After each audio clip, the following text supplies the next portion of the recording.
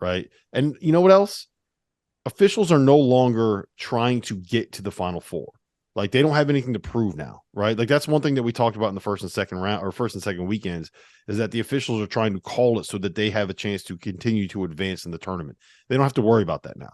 They got to call this game the way they see the game played. And do you think that'll have any impact, Tio? Does it ever really? Is there a stark difference between what happens in the first two rounds and the Final Four?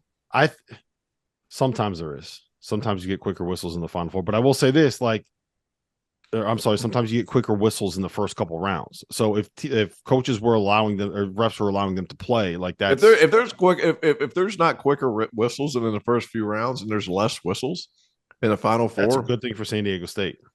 Go ahead and leave the whistles in your pocket. It's going to turn into a wrestling match. Yeah, there won't be any fewer whistles. I tell you this much: there won't be any fewer whistles in San Diego State FAU than there were in Creighton San Diego State, which was our whole argument. I'm not trying to dwell, but T.O. and I were going back and forth on Sunday because what they called at the end of the game was not being called in the beginning of the game. Was it a foul? Was it a foul? Let's have a conversation about that. Was it a foul? Fanta, I'm going to you first on this one. Was it a foul, period? By the letter of the law, was it a foul? No, by the letter of the law, it was a foul, but the argument would end then. Like, then we wouldn't argue anything. It wasn't a foul in that game. The game should have gone to overtime. The game should have gone to overtime. I'm sorry. T.O.'s face when you said, yes, it was a foul by the letter of the law, but then we wouldn't argue anything. Which is like, that's the point. But it wasn't a foul in that game. I disagree with the call. I hate that the game ended that way. To me, I talked with an official who did the second weekend of the tournament, but was not on that game. And I called him right up after the game. I said, what do you think? He goes, no shot in hell. He goes, you couldn't have paid me to make that call. And Lee Castle did it 4 times this season. And I said to him, let me ask you this. I said, what do you make of the argument that officials have to treat each play exclusively? And he goes, that's a bunch of bullshit. He goes, that's not true. He goes, we treat the game the way that the game is being called. He goes, sometimes games take on lives of their own. He goes, in that game, the way it was being played, I'm not calling the foul. So Lee Castle, he did the Duke-Virginia game. The one with Kyle Filipowski? Yeah, you screwed that up. Yeah. Oh, man, T.O., you're setting yourself up for failure here. He did that. Go ahead, Terrence. Was it a foul? Yeah. Yes. All right. So it was a foul. They blew the whistle. The execution of the foul was wrong. Not entirely on him. Memphis FAU. Uh-huh. He did that one. Okay. Creighton San Diego State. Like, this guy, he will look you dead in the eye, call a foul. He's aching for it.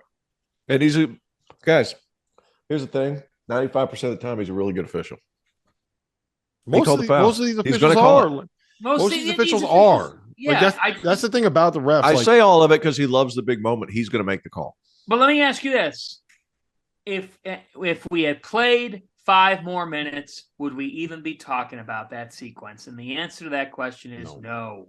No. San Diego State fans would not have said it was a foul on that. There would have been no argument. They would not have thought that was a foul, which is kind of where I come down to on it. Like, I understand why he made that call. If you see the angle from behind him, but you very clearly see the hand on the dude's hip.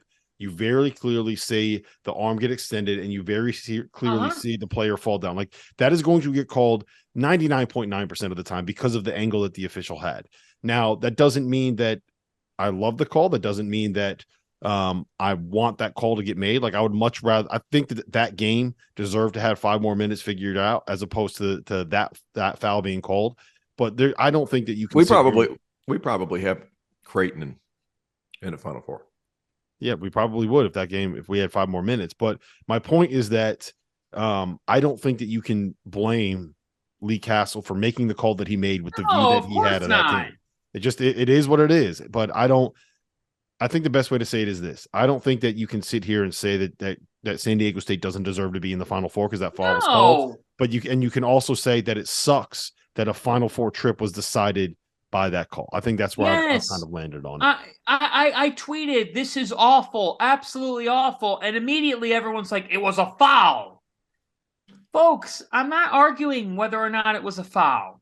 I didn't say it was. It was a foul. It just was awful that was how the game ended. It was such a competitive game.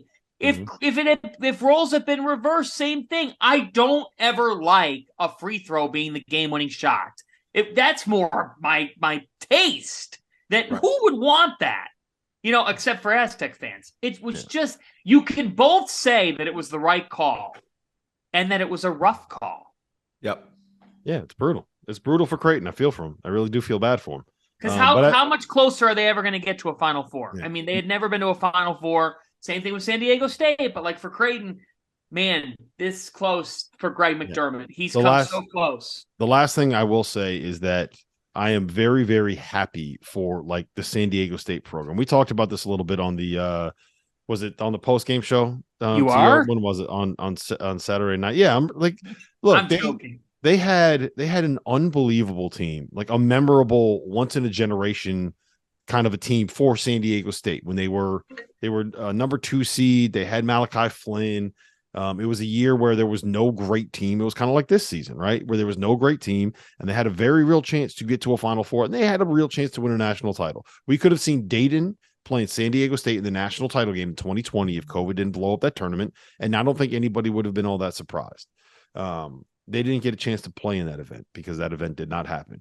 So now Brian Dutcher is getting his Final Four appearance. Nathan Mensah is getting his run. Adam Seiko is getting his run. Agueka Rope is getting his run to the Final Four. They're getting their chance. San Diego State fans who they've been killing me in my mentions. They've been killing me in the YouTube comments. They've been absolutely. They're not happy with me. They are not happy with me right now. But I'm happy. Like they get a chance to celebrate this, man. Like there is a core group of San Diego State fans that are absolute lunatics that absolutely love the Tex more than anything else, and those dudes get to celebrate. And I kind of love that they just like that's what they are. Like they will go at you. Today's episode is presented by Underdog Fantasy, the easiest place to play college basketball's pick'em, where you get real cash prizes simply by picking player stats in this weekend's games. In pick'em, all you do is pick whether a player will go higher or lower in Underdog's projected totals. That's points, rebounds, whatever. If you're like me and you think Marquise Noel is going to go absolutely nuts this weekend, pick higher on his points projection, throw in a couple of other picks, and if you hit them all, you can win 20 times your money on a single game. Underdog's slick mobile app is easy enough that dummies like Jeff Goodman have even figured it out. So go to UnderdogFantasy.com or download the app and use the code FIELD, FIELD, to get a 100% deposit match up to $100. Get in on the madness now.